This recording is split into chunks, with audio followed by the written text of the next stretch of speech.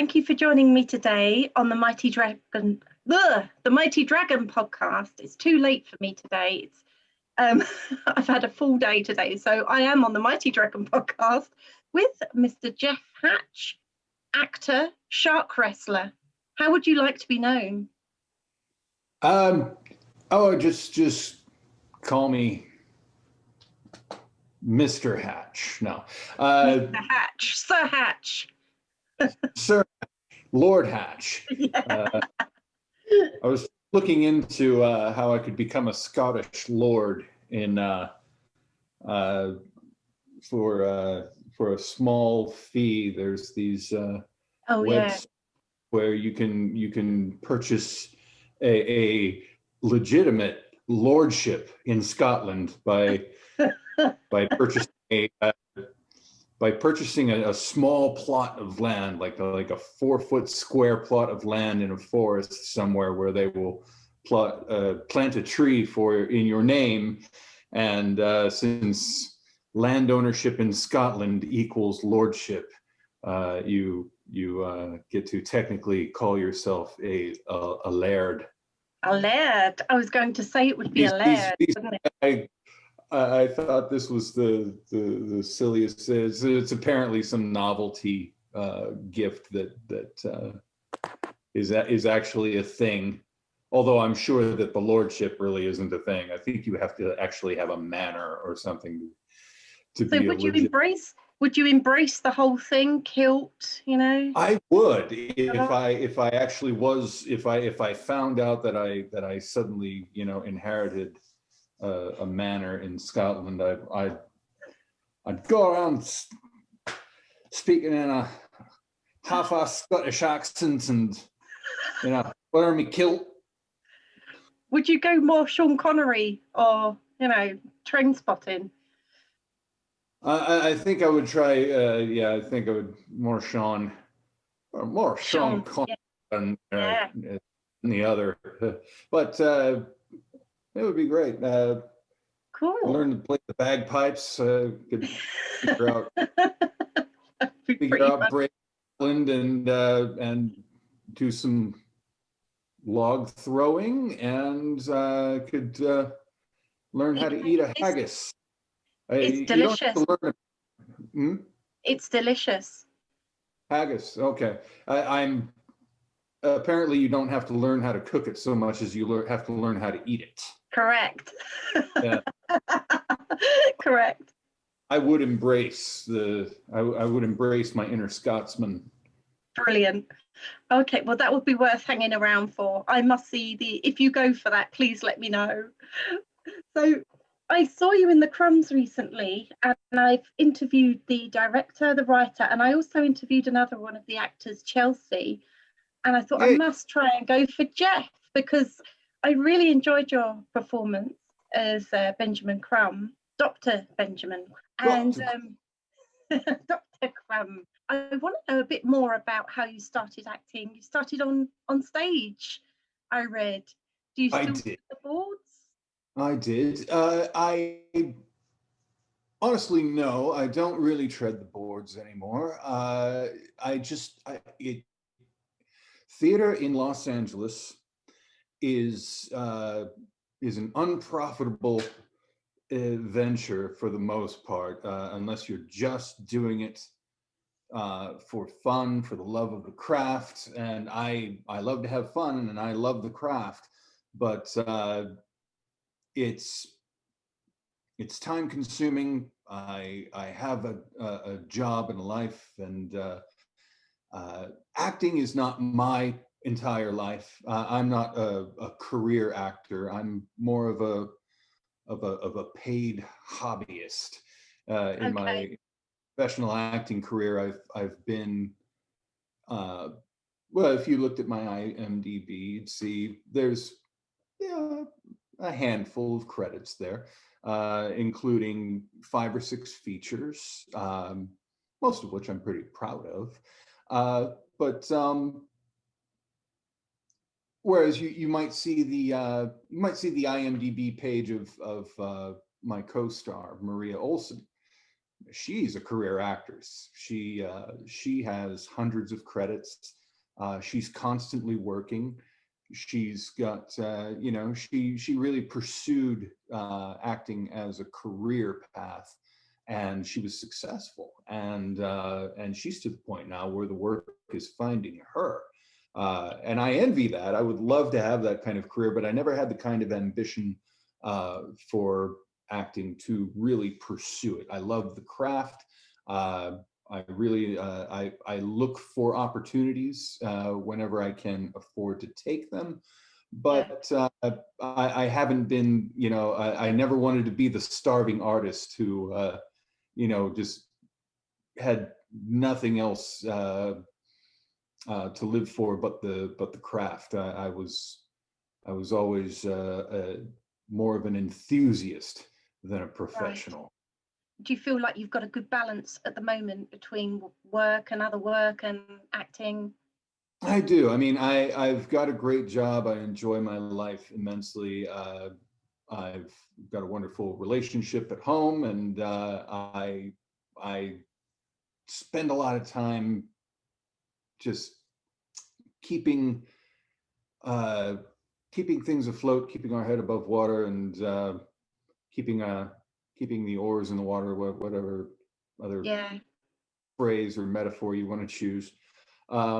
But the acting work, when it comes, it comes. And fortunately, with the Crumbs, I got this great opportunity. I jumped on it. And it turned out that, I developed a good relationship with the creative team, with the producers, directors, writers, and now they're also in production with the second movie, The yeah, Demon Fighter, and which I'm also in.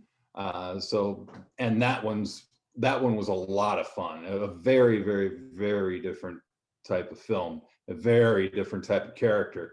yeah, But that was crazy fun, and it's cool now to be kind of hooked in with a creative team that is,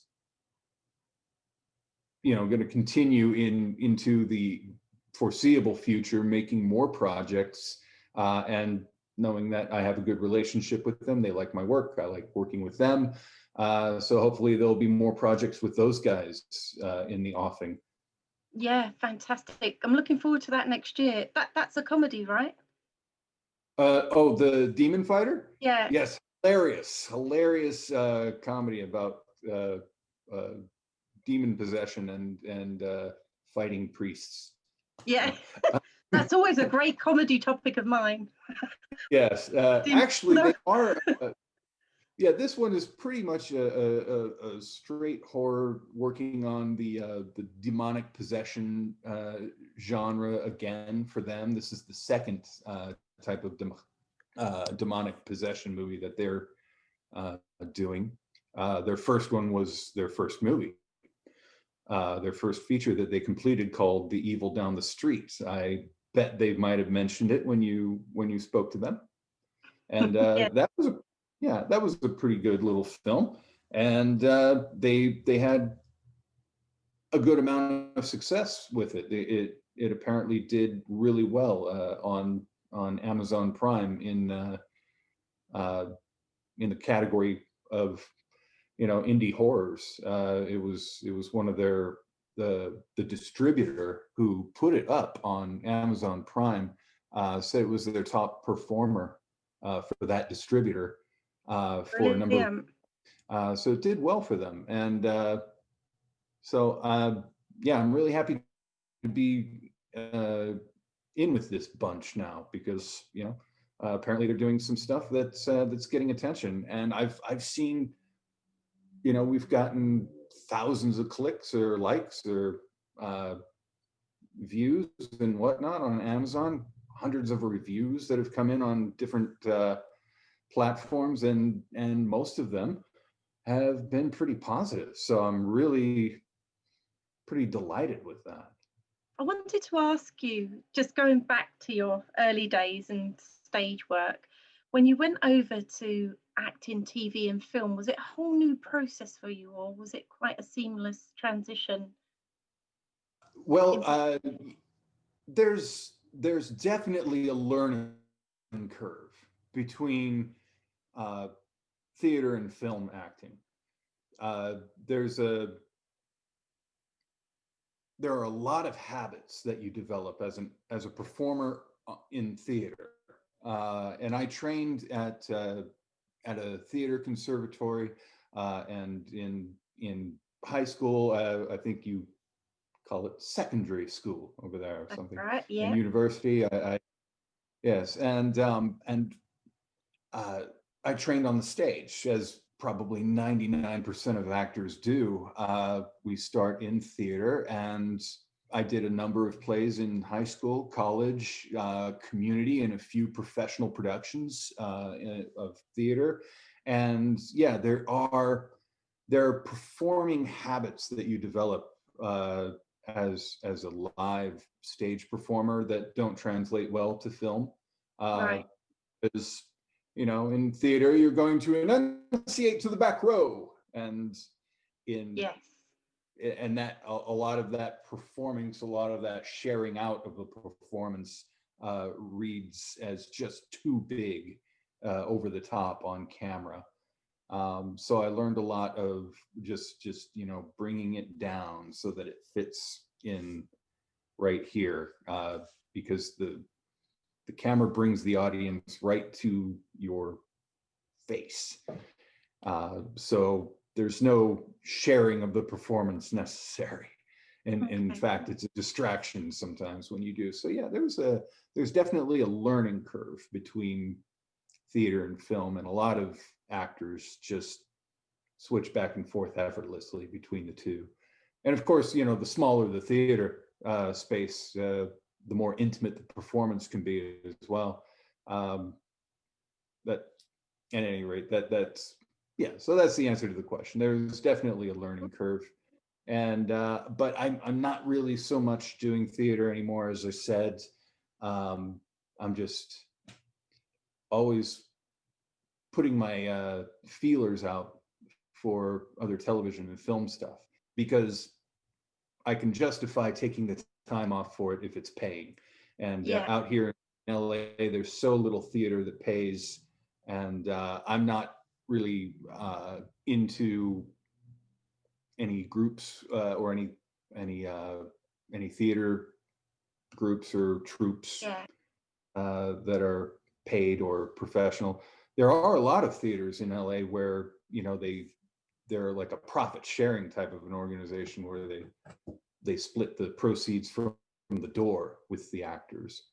So there's a little bit of a stipend involved in some theater acting in Los Angeles, but Yeah. that's yeah, for the most part, it's doing it just for the love and volunteering your time to do it. So That's interesting. I thought it would be huge in Los Angeles. I've never been to Los Angeles, but I thought it would be like kind of like New York, like their theater scene, you know? yeah, the theater scene in New York is a completely different animal. I mean, that's if you want to be a stage actor, that's where you got to be. Yeah. I mean, there is a lot of live theater in Los Angeles. It's just a lot of it is small theaters. A lot of it's really great theater too. A lot of it's really well done. There are some big professional houses that are paid union actors. There are a lot of touring productions that come through Los Angeles. So we get a lot of the big Broadway plays out here, Hamilton and Wicked and All right. Yeah. all the rest of it. They come through town with their touring productions, and they're pretty amazing, as good as anything I think that you'll Yeah. see in New York. Yeah. But New York, it's just there's a real culture of theater out there, whereas the culture for actors in Los Angeles is television and film mainly. Scream. Yeah. Yeah. When I had a look at your IMDb listing, I was just wondering what your favorite role was from all of those Oh, listings man. and why. I had a role. My favorite role is from a film that I did about 6 years ago called Borderland. Unfortunately, that movie was never finished. Oh, But I got to play this really great bad guy character. I was the film's main antagonist, and I love it that pretty much all of my roles have been antagonists and bad guys, and they're the most interesting, aren't they? yeah, they keep on casting me to type, I guess. But I really enjoyed that role. I got to work with the legendary Peter Fonda uh, Oh, in a scene with him, and I got to work with briefly a little bit of screen time and met Bruce Dern, who's all equally legendary in Hollywood. Great actors, and I got to share a little screen time with each of them. And oh, unfortunately, wow. the movie never got finished. It the They ran out of money in post, and I think the rumor was that there was some behind the scenes drama between the producers, and one of the producers, I think the main financier of the film, just said, "Okay, nope, I'm taking my toys and I'm going home. And you guys don't get a movie. I'm just pulling the plug on this. Bye bye." And they Oh, just shelved it. And uh, if they cashed in on the insurance, because there's a most films you'll have an insurance clause if it fails to be completed, they can recuperate some of their money. But if you do that, then you are contractually obligated to never show the film. And so if they did that, then this film will never see the light of day, unfortunately. And it was probably my favorite role that I've played to date. I was this oh, really bad guy. I was working for a Mexican drug cartel. I was playing like an ex-cop who wound up working for a cartel, and I down in Mexico, and half of my lines were done in Spanish. So I got to practice mi español, although it's not very good. I had to memorize my lines in Spanish and look like, convincingly enough like I was fluent. And I think I did a really good job in that. yeah. I got a lot of fantastic feedback from the director and the guys behind the cameras, going, "Dude, you're nailing it. This is awesome. This is so cool." They were loving my performance, and I was like going, "Yes, I get to be seen on screen with a couple of legends." And I got shot in the back at the end of the film by Bruce Dern, which was like so cool. I was like, "Kidding me? Bruce kills me at the end of the movie," and that means that I get shot by one of three actors in Hollywood history who ever killed uh, John Wayne. Fantastic. Oh my gosh, a moment. Bruce Dern when he was a younger actor was one of the few bad guys in a movie who ever shot John Wayne on camera. And so I was like, yes, if it's good enough for John Wayne, it's good enough for me. I Oh, was so wonderful. about that. I was so looking forward to sharing that Yeah. trivia with all of my friends who saw the movie, but nobody ever got to see the movie. Oh, oh gosh. So that was the favorite role. Favorites. I'm really also very proud of a movie that I did a year later, back in, I want to say 2016 or 2017. I did a movie called Black Mark, which was a little independent, very micro budget spy thriller that was set in the Cold War during the Kennedy years. And they did such an amazing job with such a small budget, Yeah. making that movie look like the kind of movie that they made back in those days. Like Failsafe, or one of those classic noir thrillers that was set in the Cold War back in the 1960s. They Yeah. did a really cool job, and I really felt like the movie that we did looked great. The script was great. Um, the actors all did a great job in their roles. We had a lot of fun doing that movie, and yeah, that's another one that I'm very proud of. And that one is available. That's out on Amazon Prime. So Okay, if I'll have a look for it. you wanted to look for that, it's called Yeah. Black Mark. And Okay. again, I play the main antagonist and the title character. My character's name is Arthur Blackmark, and Right. Okay. and I'm kind of this deep state military industrial complex shot caller who's manipulating things behind the backs of the Kremlin and the White House to Cool. kind of set the Americans and the Russians at odds against each other. But one of my spies in Russia goes rogue and Ah. does things to thwart my purposes, and it almost creates a nuclear showdown between the Yeah. U.S. So and it's a very complicated plot. A lot of and it's really well done and interesting because it peppers the script with a lot of historical references that you wouldn't pick up on unless you were a history buff of that period. But it's a cool movie. I was really proud of it, and it includes a very unique conspiracy theory about the JFK assassination as well, which I thought was a very clever twist on Yeah. the JFK assassination. So that would be the other one that I would always mention when people ask me, what are your favorite roles to date?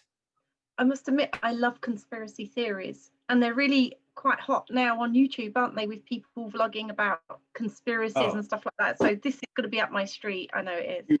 huge. And the whole Kennedy conspiracy theory includes there's conspiracy theory that says that Kennedy rigged the 1960 election, or that the Democrat Party rigged the 1960 Yeah. election for Oh, Kennedy. Now history is repeating itself. Now we're talking about how half the nation believes that the 2020 election was rigged. So we're yeah. seeing a bit of history repeating. Crazy, isn't it? I was going to ask you something about indie films, and as an actor, does it give you a bit more license to play the character how you want, or not really? Does it make any difference in indie films? I don't, and I don't have experience doing uh, big budget studio films, but just from what I know of people who have. Uh, One of the guys in Black Mark, the guy who plays the American spy in Russia, his name is Kaiwi Lyman, um, which is a very odd sounding name for a very uh, blonde haired, blue eyed white guy. But he has a Hawaiian name. But he's from Hawaii, so he has this Hawaiian sounding name, Kaiwi. But Kaiwi is an actor who's gone on to do some very big budget studio productions, and he's had some experience there, and it really depends on the kind of film. I mean, you'll see some big budget studio stuff where the actors are just, they're just riffing. They don't even have a script. Especially a lot of comedies lately are kind of falling into that style where they just kind of let the actors play. And then there are some films. Black Mark for me was one of these films where basically we just stuck to the script and what was on page, and we stuck to the director's vision. He gave a lot of Okay. He gave a lot of notes on every take, and he really wanted to see his vision of who those characters were on screen. And you could really tell by the writing on the page that he'd put a lot of thought into every syllable that comes out of the character's mouth. So you memorize the line, you stick to the script, and you get it right. And you really, as an actor, you're just the paint on the brush, and the director is the painter, and he's painting you onto the canvas of his film, and he's painting you exactly where he wants you to go to create the picture, to create the story that he wants to tell the audience. So that's a very different discipline than a movie like The Crumbs, where the writing on the page was very loose. You could really tell by how the script was written that every line was just, we're just moving the story forward. We're just trying to kind of tell you what the characters are doing and what they're actually saying. They allowed us to do a lot of ad lib. They allowed me to change up our lines quite a bit. And the accents, the British accents that we used came into play after the script was written. They had originally just had it in mind as American characters.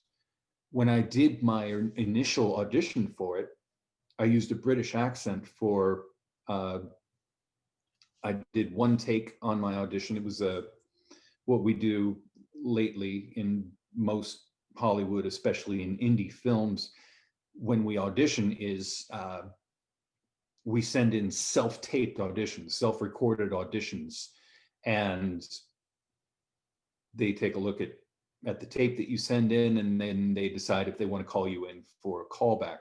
So on my initial self-taped audition, I played Dr. Crumb as a Brit. And then I did a second take where I played him as an American.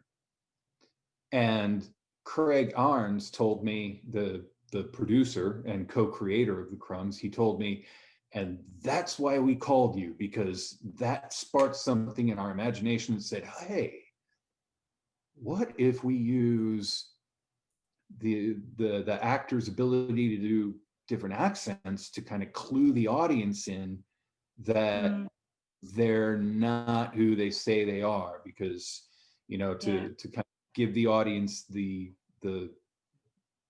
without telling them in the dialogue of the movie, without actually spelling it out for the audience, this would be a great way to tell them that we're not really who we say we are, and that we're actually not from around here. We're from somewhere very different. And so a lot of people, I saw a lot of user reviews from some folks who were very thrown off, and they were very confused with the accent switching.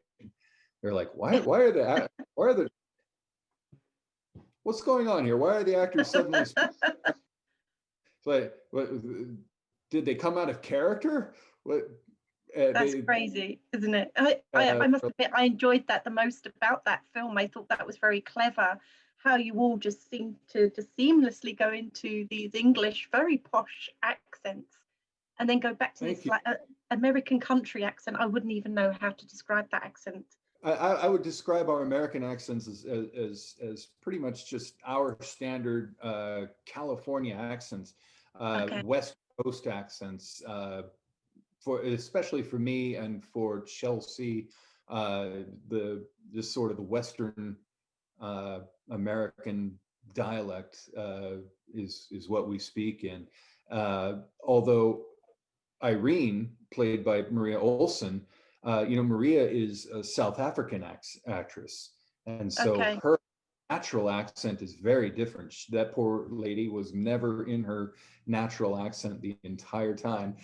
She was switching between an American, and she did this very sort of Midwestern, folksy sounding Mayberry type accent with her character. which really works, especially for Irene, Yeah.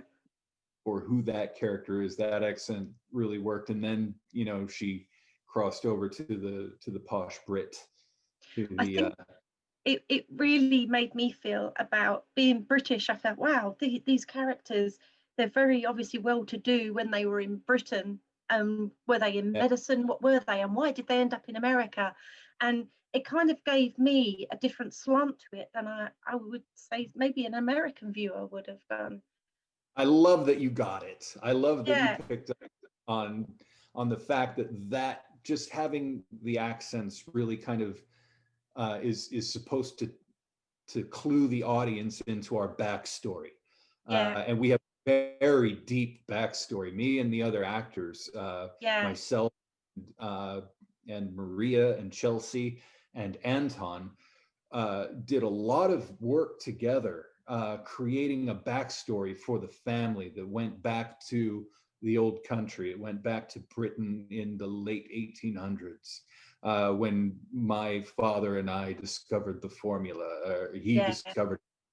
I took up his work after he passed, and because his version of the formula didn't work as well as mine, yeah, so I continued to live long after him. So we had this long discussion about, okay, then how did we come to be in America? And we had this whole backstory about how we were driven out of society in Britain for my mad scientist quackery. I was yeah, basic, basically a Frankenstein character, yeah, and I love that our characters are, we kind of pull a little bit from the legends of like Frankenstein and Dorian Gray yeah, and vampires, and we're kind of this quirky amalgamation of all of these very classic um, villains, and that was, I felt like, this is a really cool original concept yes, for a bad guy, and then to make them pretty much the protagonists of the film. You yeah, make it aesthetic, you make them fun and charming and easy to like, and so the audience is hopefully rooting for the Crumbs a little bit, even though we're doing these really sinister things. yeah. uh, Yeah, absolutely. When I had David and Craig on the podcast, I said to them, "What a brilliant! It would make a brilliant TV series." Part 2 with Jeff Hatch coming soon.